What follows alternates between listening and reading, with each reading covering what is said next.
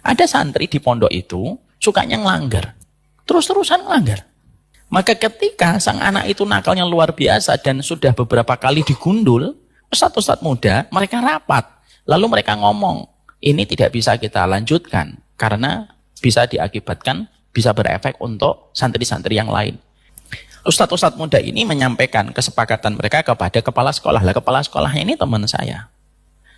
Lalu akhirnya kepala sekolah ketika menerima bahwasanya anak itu harus dikeluarkan, kepala sekolah ini orangnya baik. Dia berkata kepada para ustadz muda, sudah, insya Allah kalau memang keputusan kalian sudah bulat untuk mengeluarkannya, sudah biarkan saya datang ke rumahnya dulu.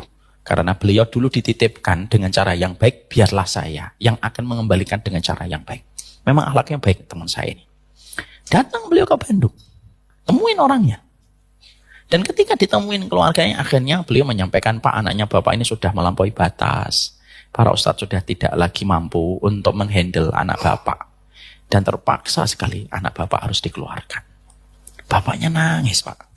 Dan ketika bapaknya nangis itu, bapaknya itu mengibah, Ustadz, bisa nggak usah dikeluarkan. Jangan sampai saya tidak punya harapan untuk anak saya. Maka beliau sebagai seorang ustadz, kepala sekolah, hatinya mengibah. Ketika mengibah, tiba-tiba beliau itu penasaran untuk tanya, maaf Pak, pekerjaan Bapak apa?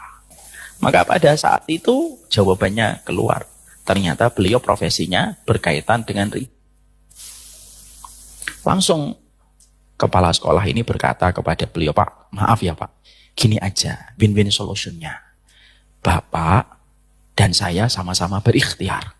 Saya akan mencoba untuk menyabarkan hati saya dan para ustadz mendidik anak Bapak. Tapi satu permintaan kami, Bapak mau nggak memperbaiki cara Bapak mendapatkan rezeki? Karena saya khawatir anak Bapak semacam ini ada kaitannya dengan harta yang disuapkan ke mulutnya. Masya Allah ya, ini Bapak ini sayang betul sama anaknya. Bapak ini langsung tanpa pikir panjang dipegang tangan sang ustadz. Siap ustadz, saya akan resign, kasih waktu saya 1 bulan ustadz. Benar Bapak? Iya. Bapak tidak istikharah dulu? Tidak ustadz.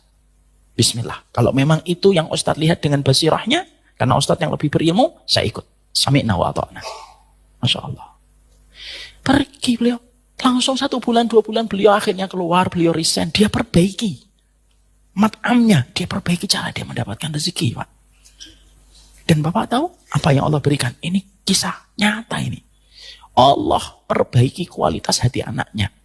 Ketika sang Bapak memperbaiki kualitas rezeki yang dia peroleh. Dan Bapak tahu, sang anak hari ini telah menjadi ustadz muda, hafal 30 juz.